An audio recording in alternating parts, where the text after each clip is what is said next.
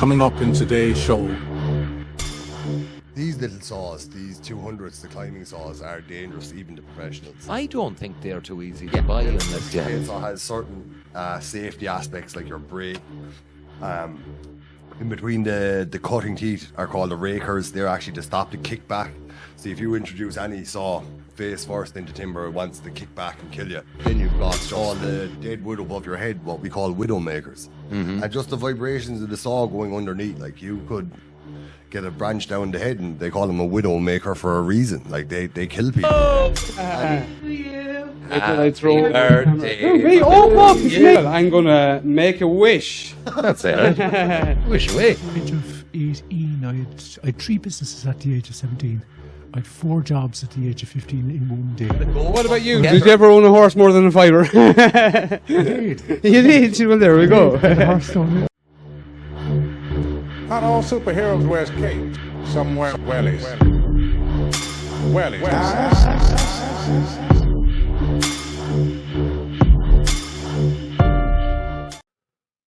Hello, everyone, and welcome to another edition of the James Conway Experience. We've had a late cancellation this evening, but we're just going to wing it and go ahead and have a little bit of a rambling house, and hopefully some interesting characters make their way as the night goes on. Big news on the James Conway Experience this evening. It is Darren's birthday. Happy birthday, Darren. Thank you very much, James. You're at don't least celebrate 25. birthdays. 21. Who would have thought?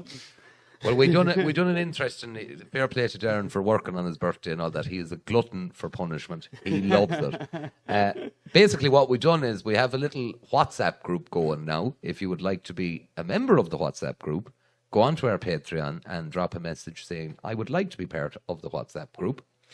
And I basically asked everyone for kind of farming questions this evening. So Darren is the MC on this. Darren, hit us with a question. Let's see how it I'm goes. actually literally just flicking through this now just to get to the end. There's actually a good few fucking questions. In That's good. fairness, yeah. We have the answers. Going live at 7, so fire a quick one. I hope it's recorded. In college, we'll listen back. Could you talk about the safety and sharpening care of chainsawing, if it's a word? And that is from Kalisha. Kalisha wants to know about chainsaws. Yeah, fair Foxworth. I have just the man. Have you? Yes. I have a lumberjack here. Mr. Shane! What is the odds? I tell you. By the way, we do now have a bit of an audience while we're doing this podcast. Yeah. We got a few cheers in the back there, so Yes. good stuff. Well, If you would like to be part of the audience, drop us a line. Do. And we have an email address. It's still not on our website. admin@jamesconwayexp.com. Naughty, Darren. I know. Mr. We better Shane. fire that cunt. You know? No. Listen, we're letting them off the door. Whatever. Shane, well, James, you're very welcome. asking me about safety aspects mightn't be the greatest, knowing that my work style, but we'll go through a few bits to do with Well, I saw the results, and I have to say, wow. for a few days around here, My a lot God. done. And he's cut people out of their houses. Yes. You know, and We won't talk about that. It's not for monetary gain. fuck it, Shane. You have a sight of good work done up here. So But Yeah, anyway, no, fair fucks. we'll just we'll go through, I suppose, because there's a cost of living crisis, and lots of these big companies are price gougers, and they're just out to rip people off. And we know most people now that might have a little chainsaw in the shed or whatever, and maybe even the lad down the road, they might decide to borrow one. But fallen timber is just as dangerous as a massive tree standing. It's all under tension and compression, and it all wants to kill you at all times. with fallen timber, Shane, you really need someone that knows what they're at, really, don't you? You do really, or even if someone's going to actually be there physically just to talk you through it and tell you how not to get killed yourself, because as we all know, my grandmother was widowed at 41 because granddad was killed by a fallen tree, a big elm tree. Fuck, I didn't know that, Shane. Years ago, Yeah, honestly. And you still went at the timber work after that. Yeah, Fair I'm folks. the only man in the family that loves the chainsaw. Balls like a Bengali tiger. Shane, as we look at the chainsaw here, it's quite obvious the part that can kill you, do you know? So I presume keeping that away from yourself at all times is a fairly... Not ever pulling it towards your legs, not ever. Yes. Not using it at head height where it can kick back and hit you in the throat, because there's the kill shots either side of the throat. These little ones in particular. Is that a climbing saw, Shane? That's a climbing saw. The 200T, probably one of the best climbing saws. Well, should ever talk made. us through the parts there. And Anyway, Yeah. every chainsaw has certain safety aspects, like your brake. In between the cutting teeth are called the rakers. They're actually to stop the kickback. See, if you introduce any saw face first into timber, it wants to kick back and kill you. It's just the nature of the beast, as you can say, and that's obviously a full professional chain, full chisel. Lots of the saws that you would buy in the likes of, say, any of the shops like Aldi or and they have massive rakers, which are nearly the full width between the teeth to stop the whole kickback motion, because that's one of the biggest killers is kickback. And surprisingly enough, these little chainsaws, these little climbing saws, kill more people than big saws, because you're using them in places where it's going to get you there or there. Or Okay. So can I just ask a silly question then? Why would some of the saws in little have something that prevents that, but yet the professional one wouldn't? Well, it still does have the rakers, they're just far smaller, because the professional actually knows how to adjust his rakers properly so the saw is biting properly and cutting properly. And I suppose the biggest part of actually cutting timber is having edge. And edge is what cuts, obviously. And if you have edge, you won't be damaging your guide. The guide is the guide rail, which brings the chain around. And it keeps the two-stroke engine under pressure at all times. So if a two-stroke engine is under pressure, it's not overheating. This is what kills two-stroke engines, is no edge, over-revving, no pressure on the engine, and they just literally shred themselves from the inside. So is that why you looked so angry at another man the other day when he was revving the shite out of it on the brake on the saw? well, yeah, that I could see the smoke coming out of the side of my Yeah. 661. Like, it was like, oh, Yeah, I man. thought I was witness to a murder there. I thought it was going to happen fairly quickly, but Well, we won't talk about murder on here, James. no, We need to keep it PG. Like. he's still he's a lovely man, though. He's a lovely man. It's just that he managed to pick up chainsaw, started, and then just he revved the living shite out of it. Or the clutch clean out of it. But anyway, Yeah. Or another thing I saw is a guy using a chainsaw as if it was a bread knife. Oh, sweet Like Jesus. he has that to, means you've no edge, right? you So know, anyway, we'll get back to the safety aspects. If you look like you're trying to use a bread knife, you clearly shouldn't have the saw in your hand. Yeah. But lots of the farming bucks that are used to using it all the time themselves for cutting fencing poles and cutting a bit of timber that they've had on the ground or maybe blew over in a storm, they still don't know how to edge a saw. And I suppose having good files is number one. Having good files, you end up with a C cup coming along rather than an L. If you have a bad file, you'd end up with an L. And an L doesn't actually grab timber. So I suppose like when you first buy a chain, and if you look down the side of it, you can see a good C cup coming along. And I suppose most new chains don't actually have that. Sometimes I'd sharpen a brand new chain out of the box just because I know by the look of it, it's not great. But if you've got a nice C or a D shape, whatever you want to call it, and you're dead straight from line to line on the top, that's all will cut for you. And then if it's not biting nicely, you can take down your rakers a little bit.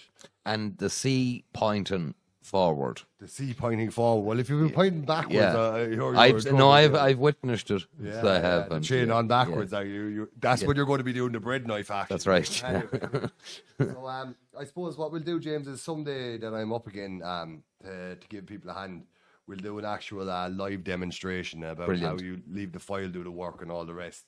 And even if there is a tree under tension and compression, we will show people. But I'm not up here for monetary. I know that. I know. Yeah, You've but- been But we brilliant. will register as a sole trader so I can work a couple of days a week or something, because my body's no longer able for slogging 6 days a week for other cunts to get rich. But I'm pretty good at what I do, and anyone who ever worked with me knows the crack. Like Yeah. it's, No, I know it myself. Let's have a look. Fuel. So naturally, 2-stroke means mixed.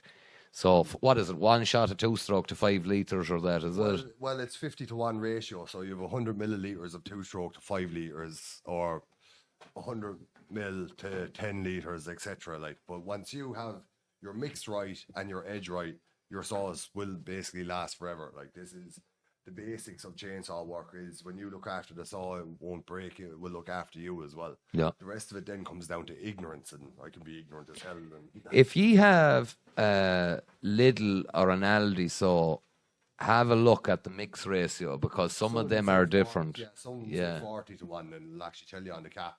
So Yeah. the basics of it are, And if you're unsure, always go 40 rather than 50. Always Let the refer real- to your, yeah, too. always refer to your, what is it? Yeah, Owner's your manual. owner's manual. But petrol and oil generally goes in the, or mixed petrol generally goes in the back, and your chain oil generally goes on the front. Yeah. And even if you've got an electric saw, which a lot of them are selling now as well, you still need your chain oil. You still need to lubricate your bar.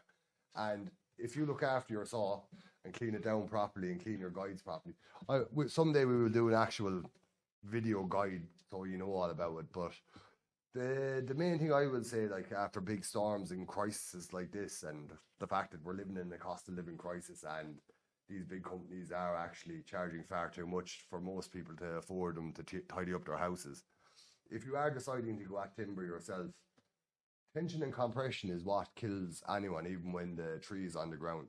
And as well as that, big trees have a tendency to roll. Yes. Even if you do cut the right limb in the right way, it might whip over on top of you and get you as well, because that's what got me in Rockwell in 2021 or 22. Have you had accidents at a chain? Oh, I was drove into the ground like an acme pole, like a Wile E. Coyote. Well, this is it. It doesn't matter how long you're a professional. Sometimes you don't witness or recognize the danger you're in at the time. Yeah. It was a tree on the ground between two islands that gave me a nasty slap. It kept me out of work for 4 or 5 months, and even though then I was in pain, I decided to go back at it anyway, because I'm a glutton for punishment. Like, Yes, you yeah. know the crack. Like. Just on the note from safe, you have some safety gear, and of course, always wear all of your PPE. There's no 100%. excuse. Would you show us some of that, Shane, please, and just tell people what it is? And I suppose don't put that saw too far away, because I want you to fire it up. fire it up. I do, yeah. That'll be nice. I don't care. It'll be for a clip. I think it'll be very entertaining. So it will.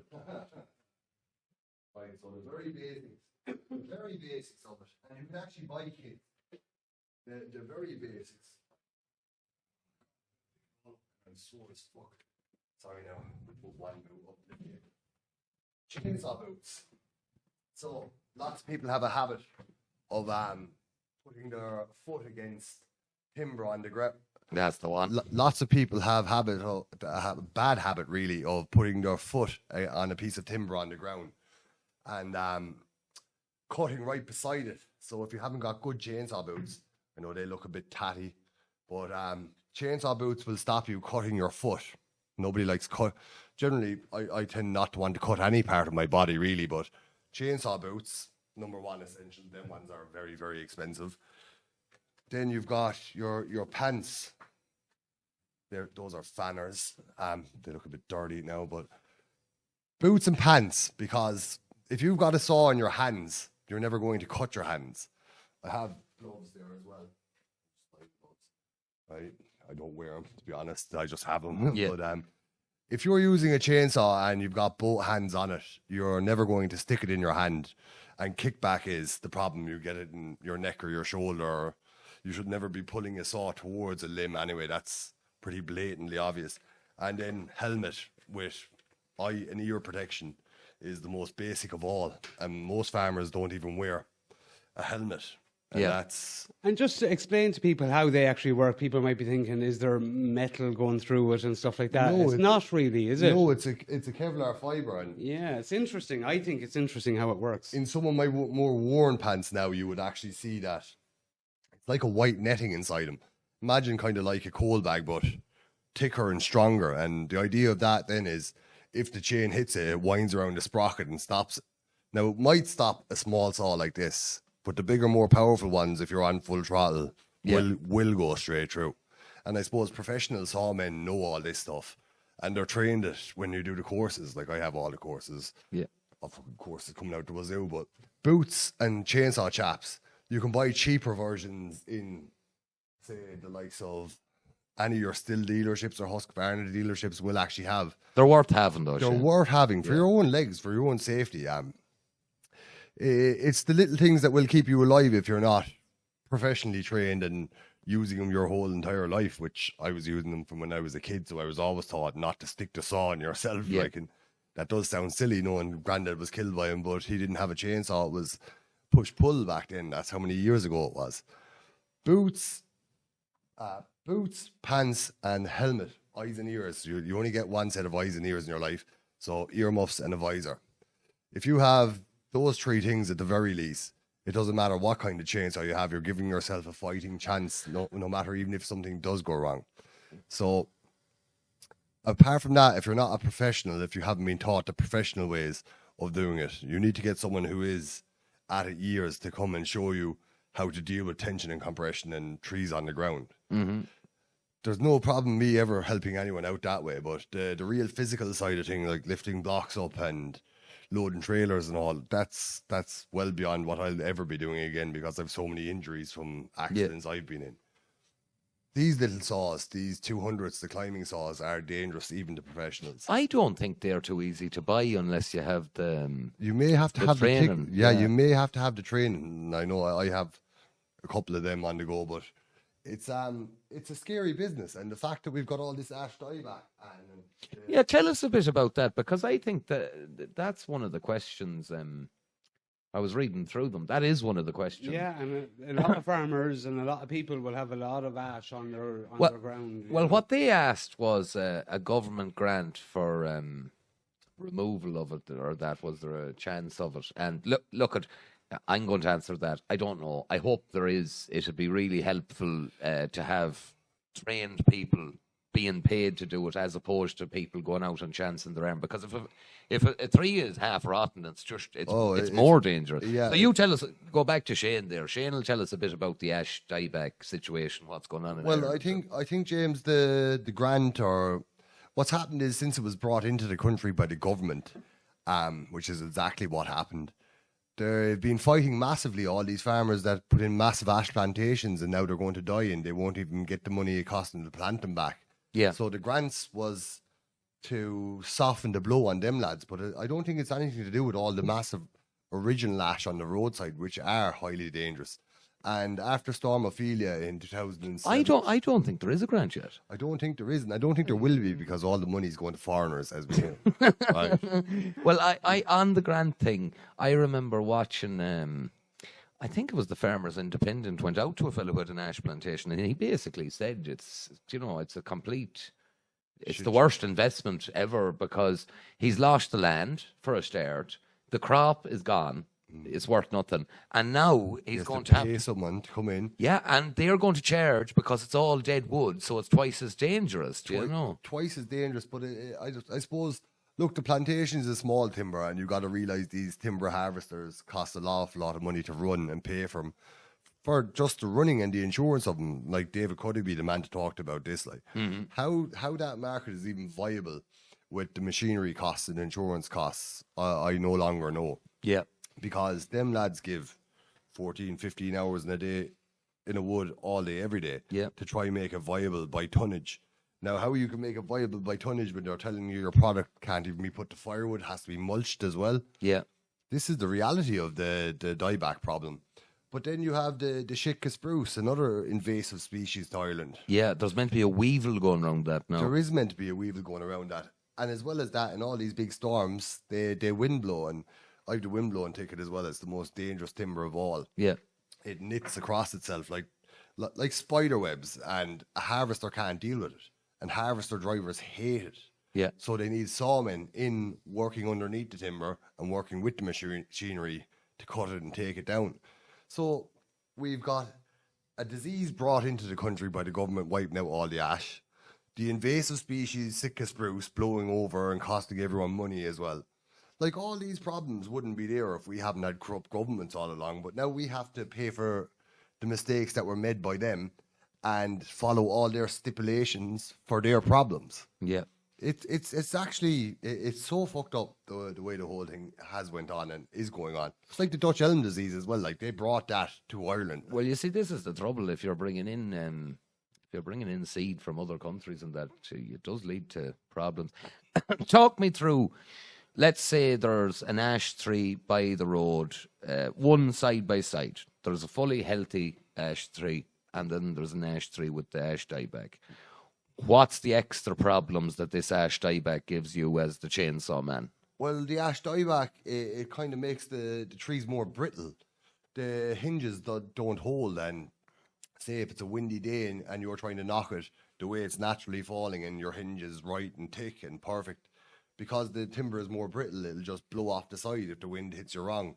And as well as that, then you've got all the dead wood above your head, what we call widow makers. And just the vibrations of the saw going underneath, like you could get a branch down the head, and they call them a widow maker for a reason. Like they kill people. Like, and I suppose in the middle of the summer now, when the crowns should be, they should be full. You shouldn't be able to see through the crown of a tree in the middle of the summer.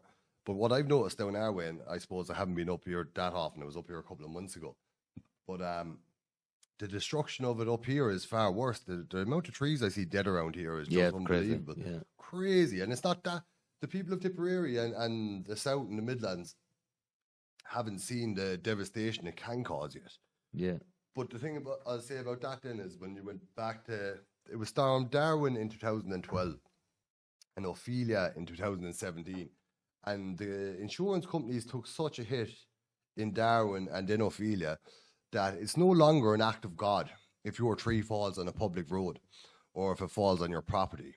It's now you knew it could fall on the road, or you knew it could fall on your property. So if it now falls on your property and knocks it, or if it now falls out in a public road and kills someone, you were now liable because you knew about it. Well, that's where me and the neighbour here have been trying our best to, you know that yourself, Yeah, keep people safe. Like, to remove the ones out at the road, But God above, I do look around and, there's trees literally hanging over the road, and the owners, I don't think they know that they're going to be followed. Well, this is just it. Like, look, I suppose this storm that has just happened in the West is going to teach an awful lot of people that when you're in trouble and when you're stuck, they're not coming to save you. No, not They don't give one damn about anyone up here in the West.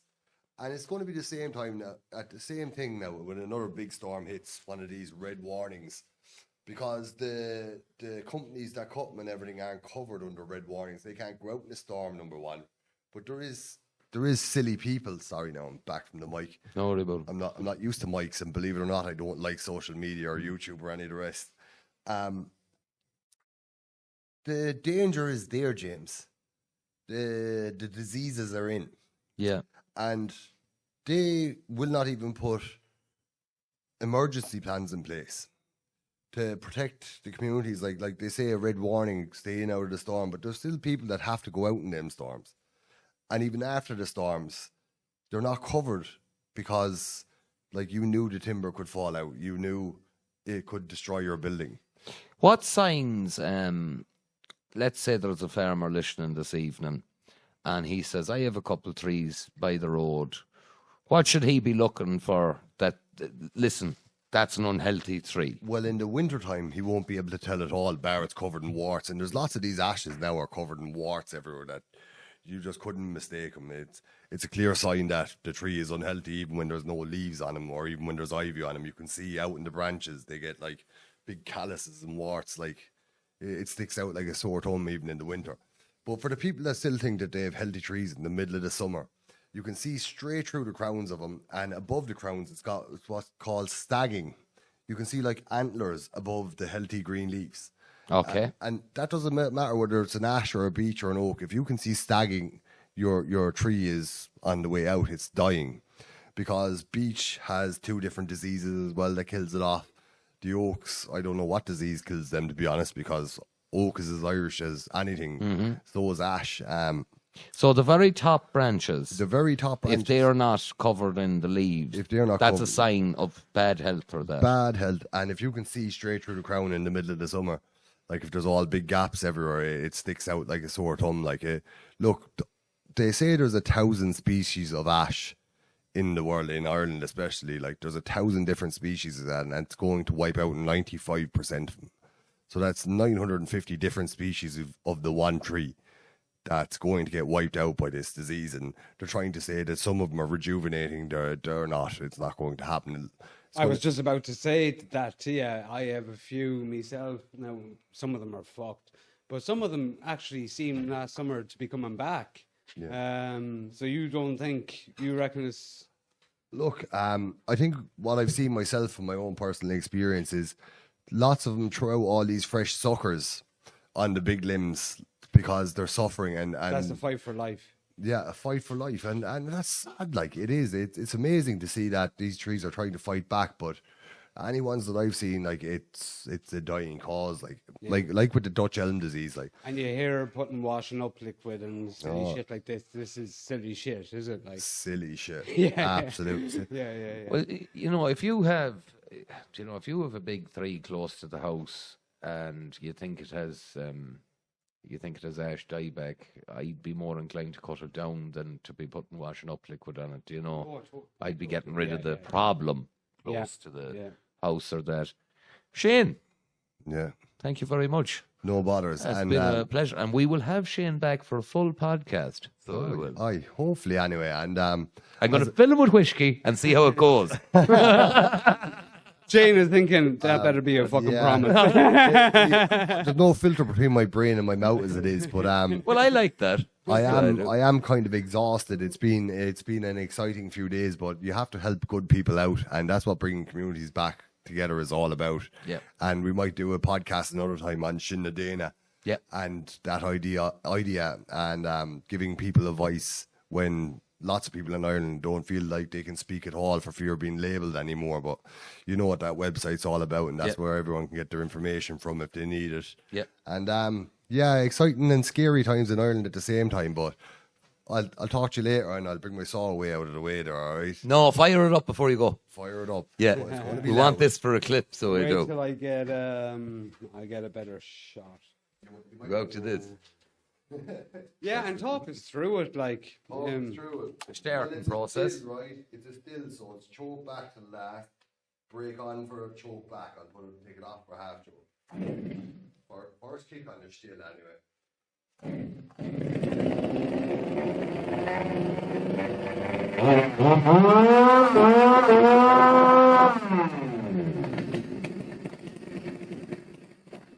I would cut the table in half, but that wouldn't be polite. we'll keep that for another podcast. If the next one doesn't go well, we'll have that. So They're about the best, and still have 2 sets of oil rings, and that's why they outlast all the rest. And Husqvarna are a great saw, but they were bought out by Electrolux, so I won't be promoting any of their products, yeah. Well, Shane, what's it called? What we'll do is we'll get you outside one day and we'll do a demonstration of cutting timber and that. How are you fixed for that, Darren? Absolutely, yeah. And and if you're looking for a forest, wind-blown forest to do any demonstrations, give me a shout. 'Cause- You have a wind-blown forest, yeah. or trees hanging over a road, I'll sort you out. I'll help you out there. We'll teach people how to get it down safely, but I think the best thing you can do is get someone who knows what they're doing and isn't going to rip you off. That's it. yeah. Shane, thank you very much. James, we will talk to you again, all right, Mark? Thank Good you, Shane. stuff. Well, that's the first guest in the Rambeling House this evening. Absolutely. What a man. The smell of blue stroke in the air. Any other questions? I tell you, Darren? very clean as well. Like no smoke, yeah. no nothing like that. No. Yeah. Jeez, he looks after us all. Yeah, and that's the whole thing, The edges, though, that he has on them, he says that to him, will you bring the file with you? Because Christ, he's good at edging. He is. Yeah, very well, the good. file is important, and it's important to have the right size file for your chain as well. I've seen guys using these kind of, machines, kind of like nearly like angle grinders and stuff, and I've been told they're not mighty things to be using. I have one of them in the shed. It's a Yeah, dropper. yeah. I never liked it. No, I used to, before I knew how to do it myself, I used to actually get a mate of mine to do mine with his like that. But no, I'm glad now I just learned. It's only a matter of learning how to do it. There's a lad up the road there, and I'm going to try it. He actually put a round file into the drill, and he does it with the drill. I'm going to try it But because he swears by it. It doesn't take much. Like, I mean, 2 or 3 rubs. Yeah, well, I used his saw now, and I have to say there was a good edge on it. Okay. So I'm going to try it. Yeah, See how it goes.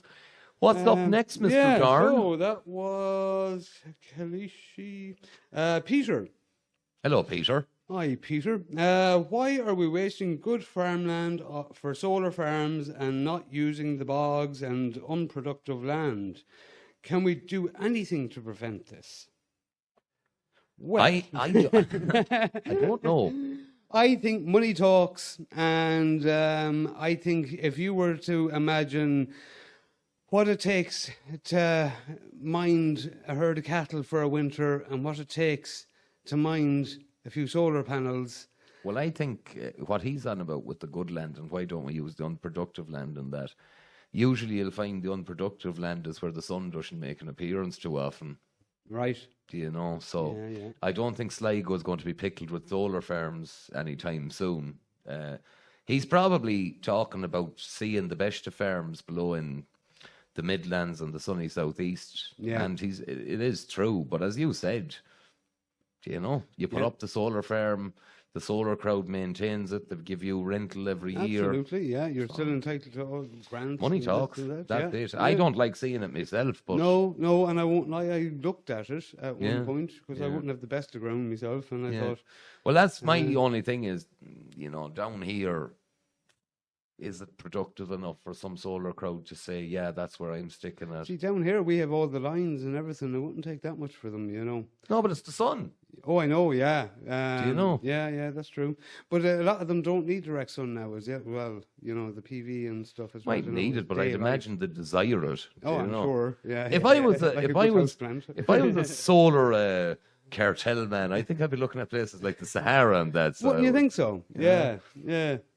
I reckon it's lethal on birds. The solar panels? Yeah. Oh, go away. The reflection really fucked Oh, up maybe. birds. Yeah. No, I've seen places as well, and they have them, and they actually have stock in and around them as well. Oh yeah, eating under them. Yeah, yeah, I seen yeah. that in England. All right, there's a massive one for do you know the windmills and the birds? I only found this out. You know how they kill all these birds? I thought it was the birds getting hit by the things. So did I, to be honest. Well, I've been told no, they're basically disemboweled by the suction that's created. Oh, That the bird is flying along, and then the next thing his guts is pulled straight out of there. so it's that strong of a... Apparently so. Oh, there you go. Yeah, green. Every day is a school day. Yeah, green. Let me see what else we have. This is from Peter as well. Come on, Peter. So, water waste treatment plants are doing more pollution in rivers than the farmers, yet we are the easy targets, he's saying. Any thoughts on that? Yeah. Look, at the nitrates is going to be a problem. Whether we like it or not, they're all giving out about water. What's this? Ha ha! Happy birthday Oh, me. Oh, look, it's me. Happy birthday, dear Darren. Happy birthday to you. Put the camera on yourself now. You got a cake. I thought you knew me. Wait till I see. I have this in manual focus. Hello, baby. I got a can and a fucking cake. Well, sure, what more can you ask for, I suppose? Sit down, wife. Come on up. Calm down, baby. Hello, wife. I don't like this. All right. No, I don't think so. Geez, you look well on the camera anyway. That's the truth. She always looks well. Yeah, she does. All the right words. Did Shane land into you? Being landed in. That's good. He's minding the kitties. That's right. How do you feel about this birthday model? Darren? Me? Well, I'm going to make a wish. That's it. Right? Wish away. Yeah. Happy birthday, Darren. It's thank your you very 12th much. age.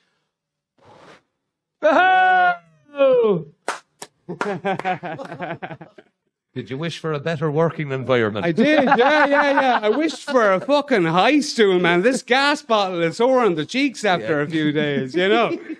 Anyone out there? Sure, there's plenty of chairs down there. It's himself. It is, it's myself.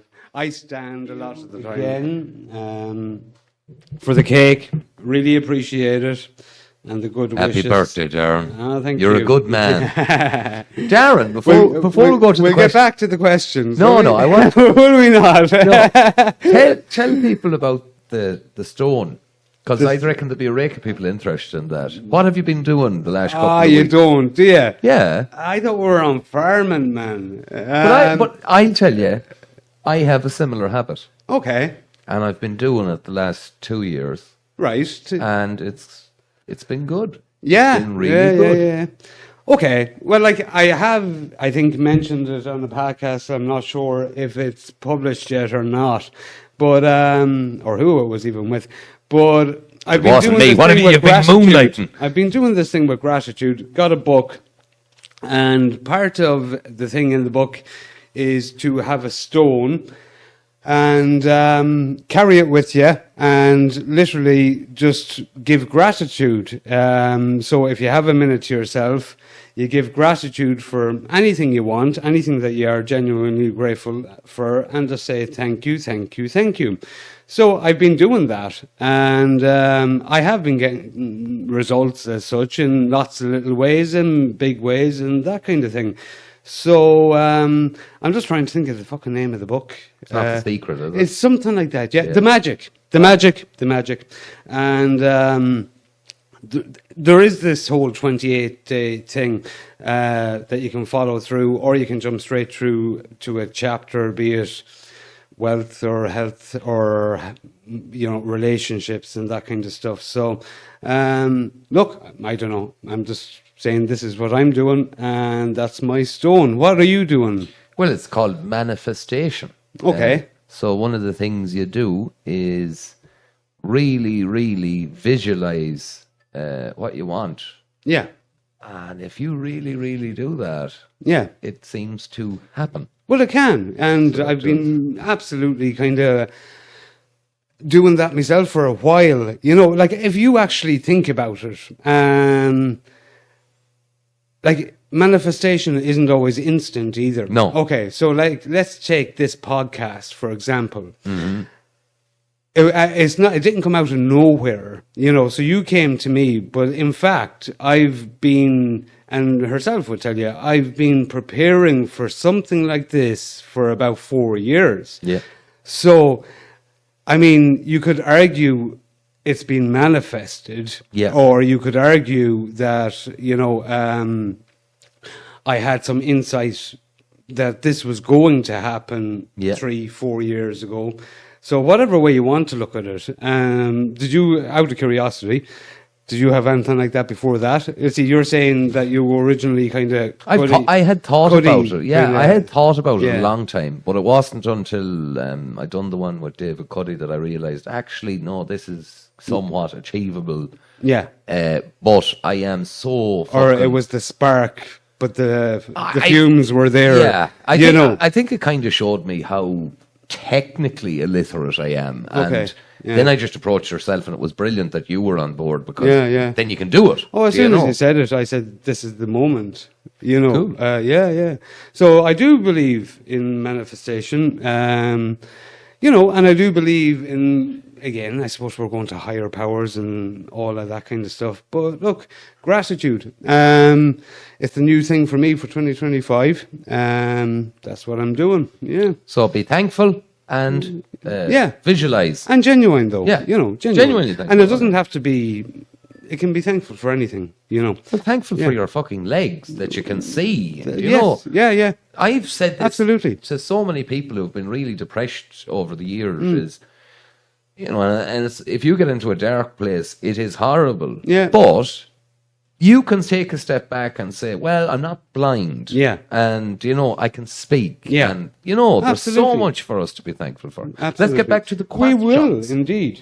So, the price of rented land. Oh, hang on, now, there's one before that.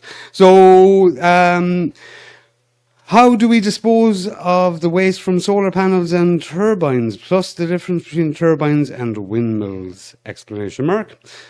I'm going to be totally honest. You are totally out of my area expertise there. I don't think you can dispose the wings of the turbines. Yeah, I that's don't- my understanding I don't of think it. you can. As far as I know, they have to Landfill, I believe. landfill them. Yeah. Yeah. Now, I am sure there's a upcycling possibility with them. You'd make a great pig shelter out of it. Well, this is it. Honest to fuck. You know, like I'll put it this way: if someone landed a few turbines at my door, we'd figure it out. I'd fucking fathom something. Yeah. Absolutely. Moving them would be a bit of a Yeah, bitch, though. yeah. But look, when there's a will, there's a way, and if they're in the way, I'll fucking move them. You know. Granddad's one. Where there's a will, there's a relative. Yeah, or where there's a will, there's a wealthy farmer. You know. So that's that one. Yeah. Look at. We're not even going to pretend. I don't think we don't have all the answers to No, this no. shit. But Well, like, thanks for the question. Yeah, no, fair play to you. and look, I mean, if We should have done what a politician does and pretended that we knew and kind of rural speed limits. Oh yeah. They're after reducing all of them by 20k. As far as I know. yeah. How they're going to police it, I don't know. I personally feel, how are they going to police it? I feel that actually cars are going to start policing it themselves. I mean, down the road, they won't bring that in too quick. But certainly, I feel like, I mean, your insurance company will be notified. That. Look who it is. Mikey, how you doing?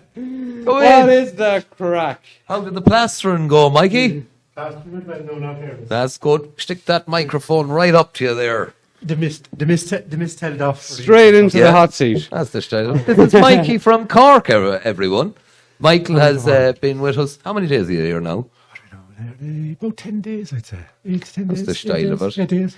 Mikey came up along with Shane to help out in the west of Ireland, old people and disabled people and everything. But the organisation on getting them to every place was a little bit poor. So they've been here with me a day or two helping me around the farm, which is brilliant because we have a community project on the farm and he's been brilliant. You were plastering in the dark, Michael. A good way to learn. Yeah, I was just going to say, when I drove up here, I saw your two Michaels That's right. Yeah. in the dark, arse up in the air at a fucking wall, and I thought, oh, fair fucks to them. You got it done. It was great crack doing out there. Did you enjoy it? Oh, jeez, yeah. Tell everyone you're from Cork City. I'm from Cork City, yeah. So were you always in Cork City or? Yeah, I did about a year and a half in Cork City. I'd say about 8 years now in the city. Yeah. And then it was kind of county foresting. And before that, then it was all construction. Always had 20, 40, 60, 70, I think 67 lads was the most lads I got to at one stage. Working for you? Since the age of 18, I had 3 businesses at the age of 17. I had 4 jobs at the age of 15 in one day. I was always like that. Well, you were a more interesting man than I thought. Fucking hell. You know, You had yeah. 3 businesses at the age of 17. Yeah, and flat out like. I had a truck, I had a van. I had a truck, I had 2 vans. I had a nice truck actually. And 7 lads, and geez, we were flat out. It was just always the way, like. Like 80s, 90s, is it? This Or would have been 90s. I'd say 90s, yeah, 95-ish. And Yeah. it was great, like. You know, I grew up working, like. you had no fear of starting businesses? Not or- a bit. I grew up working like you just, you know, at the age of 11, I remember, I suppose it's one of my earliest memories, good memory, and I was working in, just doing a bit of forestry, just down in Blarney Castle and that. And the father said we were cutting trees for the winter. It was how you grew up, like. And, going across the river, like, with a rope and just bringing logs across. That was, you know, that was normal. And he was going, geez, you know, you get used to it, like. Yeah. And, loved then going off outside blocks, bumping into patio windows, you know, as you do, like. But great crack, like. It was always up and going, and, you know, you'd always have other lads then that would say, geez, do you want a hand? And you go, right, we'll get him to do, you know what, you know. That's how it works, like. Well, you were, I kind of, I've heard you a couple of times before. You do be on the, what's it called? Twitter Spaces, Gavon's Twitter Spaces. Or are you on there? Yeah. Oh, jeez, I had heard him on. I can't say I'm on that. I used to be a big fan of the Telegram. Yeah. I liked that. Now you have to request to be a speaker. I was saying that to a fella last night. I was like, it's like being in fucking school. You put Yeah. up your hand, you know, and at least with the Telegram, if you were on and I was listening to you, I had an opinion, I just click a fucking button and say it. Yeah. You know, this whole thing of putting up your hand, just kind of, Yeah, it's a bit off-putting, isn't it? It's a little bit anal. It is. So It is. Yeah. I don't know. I'm a fan of the Telegram, and the Owl X space it's pulled the crowd over there. So now the Telegram isn't as. The only thing You about know. the X Spaces, though, there seems to be a gang of Americans making their way to it now. Oh, they And were I on had- Telegram as well. So they were. Were they? Ah, they fucking were. Yeah. I fucked the head of one of them on night. I told him he was a CIA agent. Yeah. I don't know if he was or not, but he seemed very, very annoyed that I said he was. You know, Yeah. Bang on the mark. I think so. Absolutely. What's his name? Jeff. Fuck you, Jeff. You remember anyway. Oh, fucking. Don't laugh with manners. I mean, you handed me Oh, my it's arse. manners the on of that You night, handed like, me is my arse the same night, and they goes, "Geez, that's so bad." Did I fuck the head of you too? Did I? By no means of, I think it was just we didn't. You see, I think it's actually something that struck me inside. Is like the way I even said it to Mickey today. Like we were the plastered wall. We didn't know how to talk to each other. Yeah.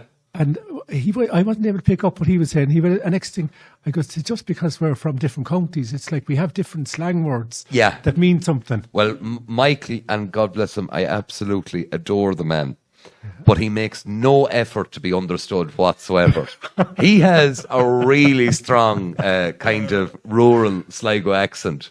And because I've lived abroad and stuff like that, you kind of know if you're talking to someone different, you have to slow down, pronounce your words a little bit. Michael doesn't. He just says it as it is, and that's it. It's like I didn't want him to slow down or pronounce the words because he was kind of teaching me how the culture here speaks like. Yeah. You know, and it was kind of like like he's a gas man, he'd be throwing you words.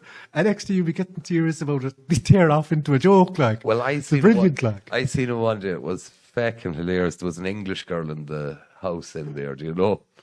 And we were having chicken, and he goes, "Ha, the leg of a cock was always hard bet."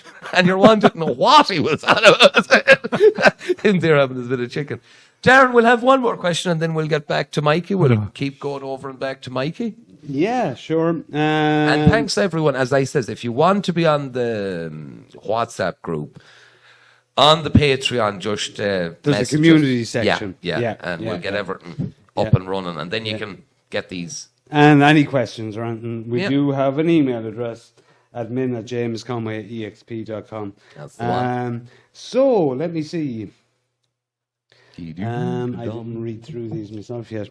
I suppose you could maybe look at the problem of a father-son building a prison around himself and how not being able to find anyone to employ now that the father is no longer fit, and why back just before the COVID hit, the government had their back turned on the Suckler herd and ready to throw it away to save the dairy herd.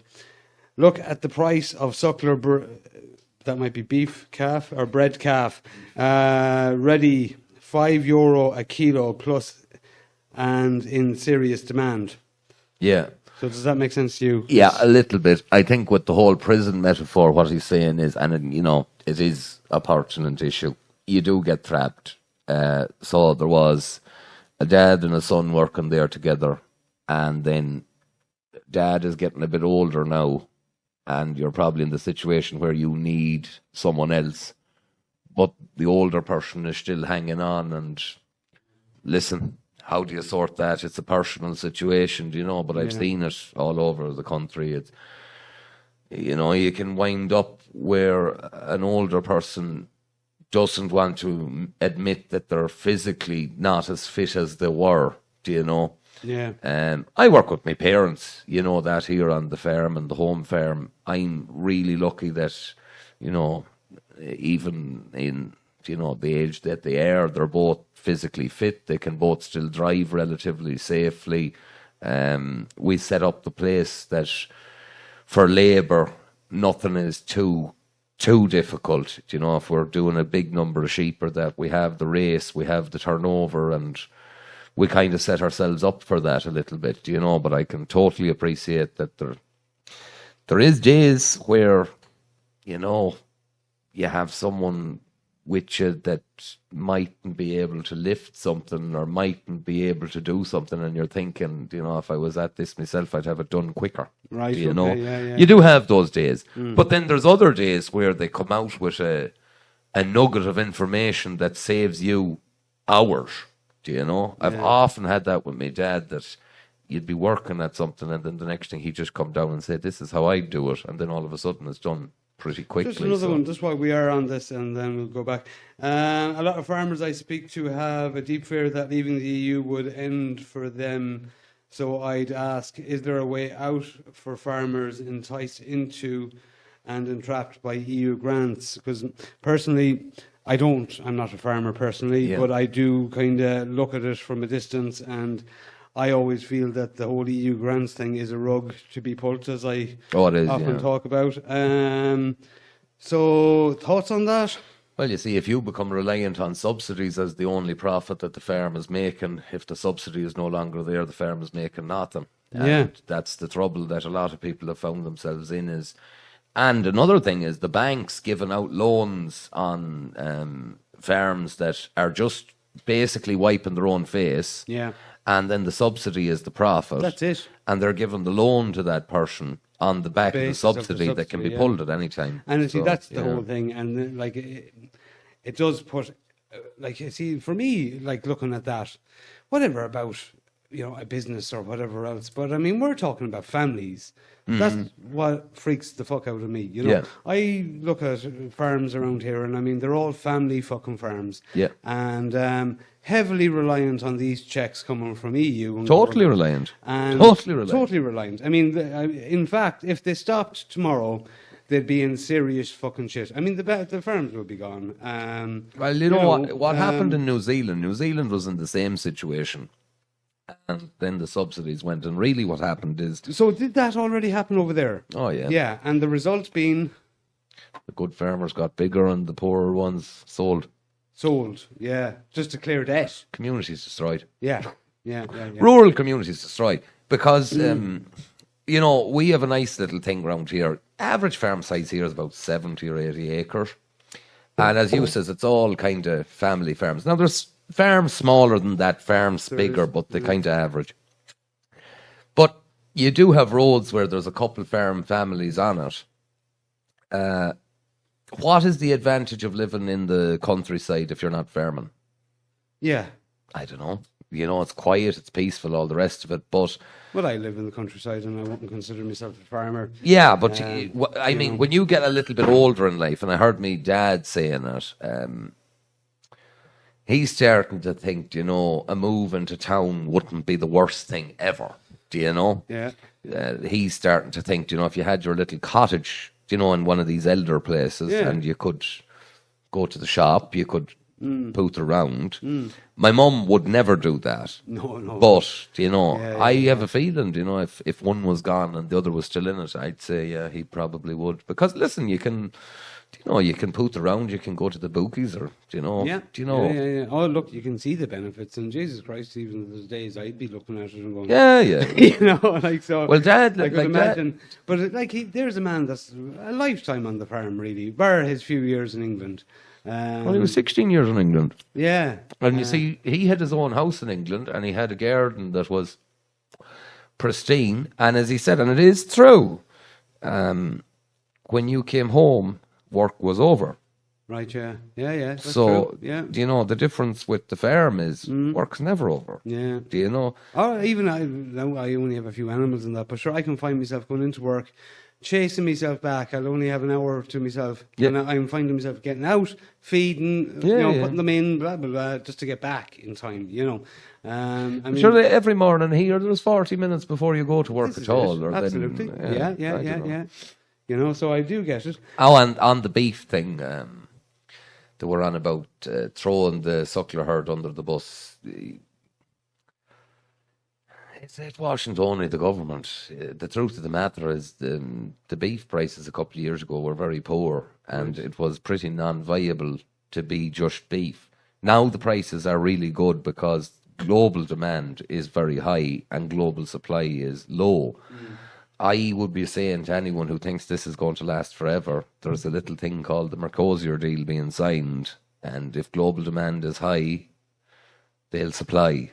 Okay. You know, so just I wouldn't be educated enough on it now. to enjoy even the good pass on it. times. Don't think they'll last forever. Yeah. And what's the advice? Like, I mean, there's lots of farmers out there, and I'd imagine, like, I'm looking at big tractors, big sheds, and I'm saying to myself, I doubt that's all paid for, you know, like... No, sure, it's all on finance, a lot of it, so it is. But the truth of the matter is, if you could have a couple acres that you were growing your own food, that would be my advice See, this to you. is what I like. Yeah, you know. exactly. Yeah, yeah. I yeah. like hens, pigs. Look, like myself, Yeah. I'd consider myself a homesteader. I have a few animals, but I wouldn't ever consider myself a farmer by any means. Do you know? As I says, the type of kind of farming that I do, I wouldn't be an advisor for anyone who's doing industrial farming. Fair play to you. I hope it works for you. Do you know? I wish you all the best. I'm not going to give you advice. All I'm going to say is what we do here, which is freezer is full of your own stuff. You have your own vegetables for a good part of the year. Yeah. You can still work a couple of days in the week and earn a bit of a wage. And this is the other side of it. Like, I mean, if I'm looking at a lot of these family farms, they're going to work in factories, and like they're out on tractors and quads at 9 o'clock at night. You know, so it's not like, you know, they're still reliant on a job. You know. Well, you see, I like the farm to be nice lifestyle, if you get me. Yeah. Bring herself and the kids out, all the rest of it. If you're getting up, feeding, then going to work, then coming home and feeding and possibly calving again in the night, I'd be kind of saying that's not a nice lifestyle. That This is is it. serious Yeah. stress, Yeah. do you know? Whereas if you kind of go round in the evening and throw up any oats to 2 goats and then rub them on the head, Yeah. that's different, you know? And I suppose if you have kids and a wife there as well, I mean, surely they're looking on going, poor old fucking dad. You know, is that something I want to do? Yeah. And then if the kid doesn't like it, Well, that's you're it not too. getting much time with dad. you Yeah, know? exactly. Yeah. Like, what's it called? My older laddie was big into it, and now he's not. Yeah. So, Yeah, as yeah, I yeah. says, You Animals know, still have and to be maybe fed, they'd be saying you'd be better off not doing what I'm doing at this stage. oh, you know? that conversation's been I had. bet. That's why they're educating kids. This is it. Because, like, I don't know how many times I've heard of someone saying, don't end up like this. Do you know? And that's sad, like. Yeah. Will we touch on one more question and then we might kick over to Michael for a few Yeah, minutes? exactly. Yeah. Good man, So I don't have it here in front of me, but I think the gist of it was the price of rental of land. Oh, So, like, I don't know. Again, I don't have an educated opinion on it, but like, I was always curious. So you could more or less rent an acre of land. I think a decent acre of land for a year for 100 quid. Was that it? Oh, Was that it? one time. All right, okay. Yes. I see. This is what I used to be looking at. I used to be looking at lads, and I think that's what I remember going. So you can rent an acre for 100 quid, but if you want to buy it, you might spend 10 grand on it. So you'll be a long time paying Yeah. 100 quid. You know, like, I mean, even if you had it for, you know, years. Yeah. 350 to 400 around here at the moment. Is it? Yeah. Okay, Look so at- that's gone up a lot because, like, last time I looked at it was about 2015. So that's 10 years ago. Depends on the quality. It does, of course. If you're near a dairyman and it's middling quality, you will pay for it.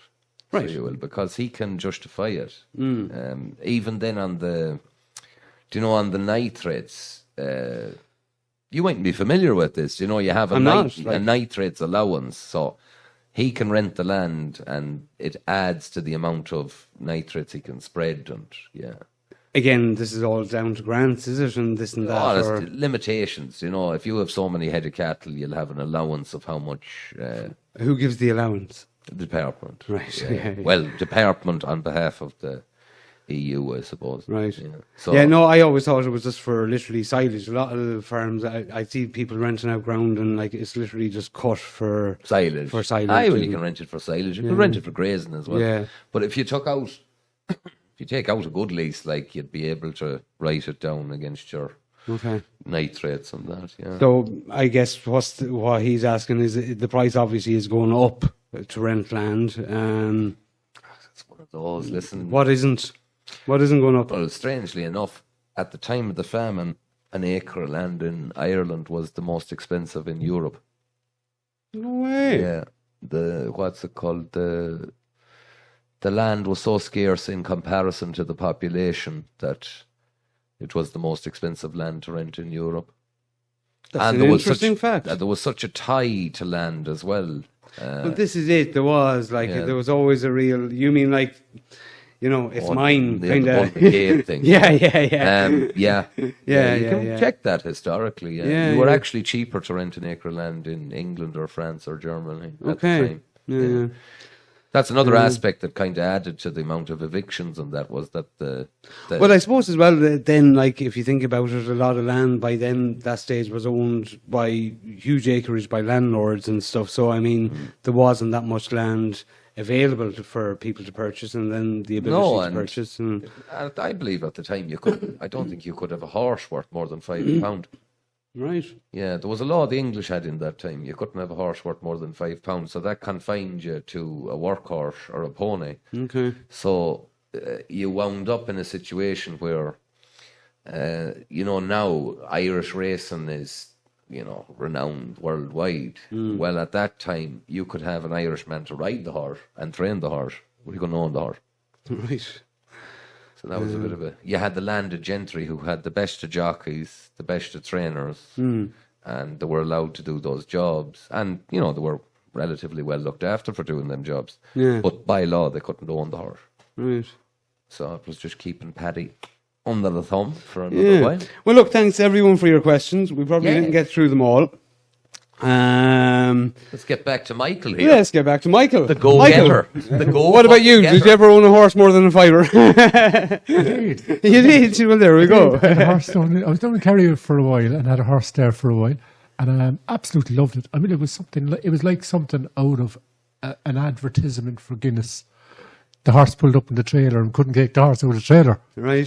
so I had to go out in the middle of the night and it was freezing, and there were stars and there was no one around. It was like midnight silence, like, and it was just, and all you could hear was the horse inside the thing.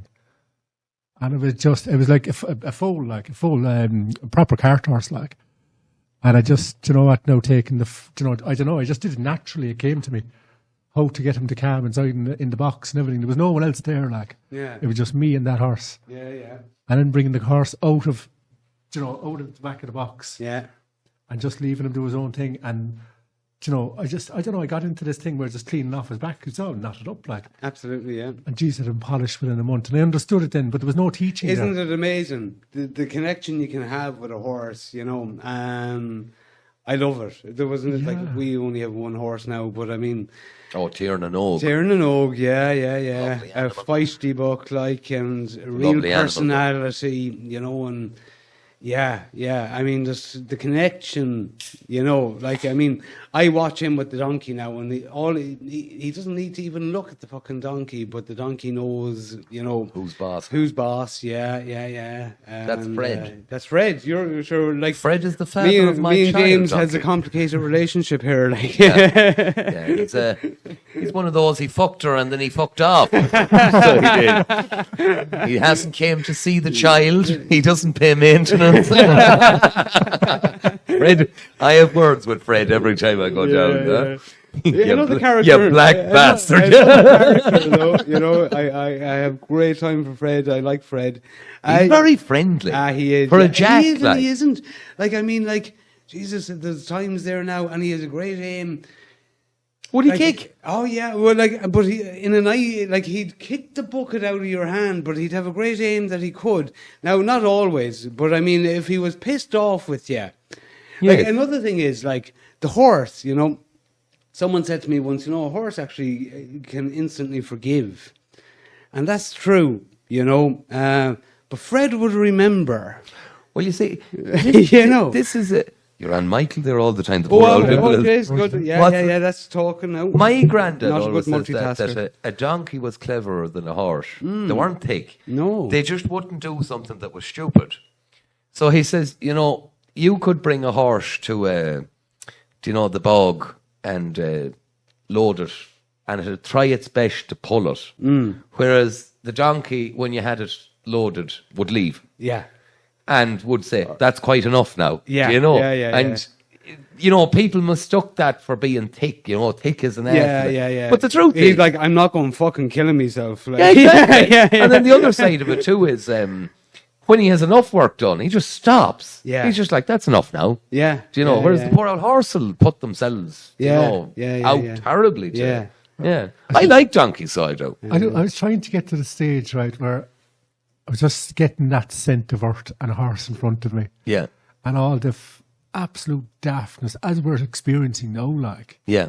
I was just trying to get to that stage where I could get that scent of earth and a horse in front of me, and after that, I didn't know what I was going to do. Do you know? Yeah. You can only see so far ahead in life in the world we live in, like. Yeah. So I kind of, you know, I would, you know, it's what's missing. Like, there's no, and like. Well, there's no connection to the there- earth anymore. So There is no life in the cities. Mm. There is nothing. Yeah. You look at it again, you get up and you look at the same thing, you'll do the same things, you'll go to the same places. There's no life.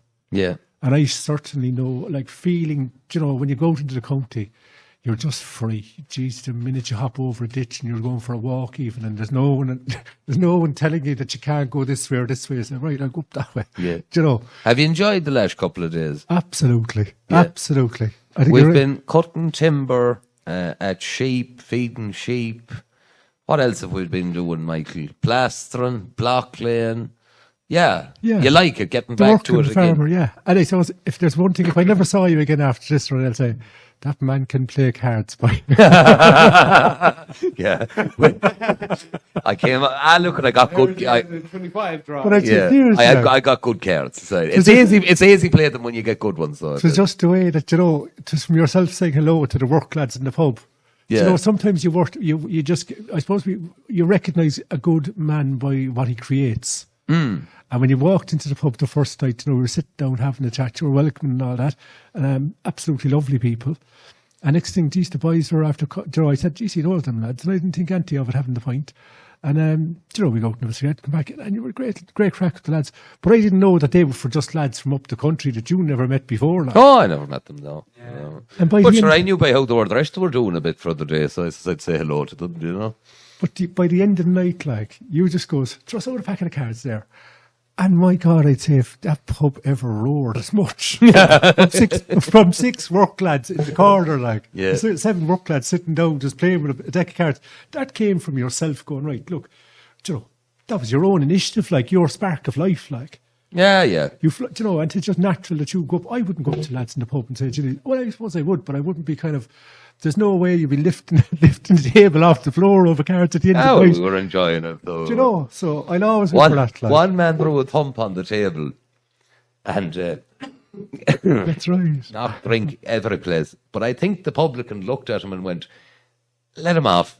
He's a very big lad. We'll let him off there. And it was totally, you know, he didn't mean any harm by it at all. But I just thought, because it was awful funny, because whilst we were playing cards in the corner, the local ladies community group were painting on one side of the place and crocheting on the other. Excellent. And we were playing cards in the middle of these gang of poor old women that probably wanted a quiet night. Where was this? Down in the Down in the horse, yeah. Oh, in the horse. Yeah. Great. That was good. Yeah. That's the lad that cuts the timber that I came up the country with. He's a big lad. Like. Oh, he's a big gent. He's a big gent. So actually, was on the beginning of this with this all. You seen him? He's a big boy. So yeah, he's a big boy. On that note, Good stuff. we've Good, had a- good. and Michael has been a massive help this week. And thanks to Michael for being so genuine that when there was trouble after the storm, he made his way all the way from Cork up here and has been a massive help to the community. So Yeah, Mahan. fair play. And we might hopefully see you again. Oh, rather not at all. Thank You're you very much, you're not Michael. off now. I think we'll go to the horse again. So, Well, it sounds like I missed something. We might see. Can we? oh, you will. We are Yeah. entitled to a Well, I birthday am. treat, It's so my yeah. birthday. God above, yes. Good stuff. All right, guys. Thanks to everyone for supporting the channel. And as I says, this evening was just a bit of fun. We did have just a late cancellation, and we says we'd do something. We weren't going to miss the opportunity anyway. No. As We I had all said, set up and. one of the things there is, you know, Darren lives a little bit away from here, and we had cameras and mics and all set up. So Yeah. thanks for supporting the channel, and God bless you all. Till next time.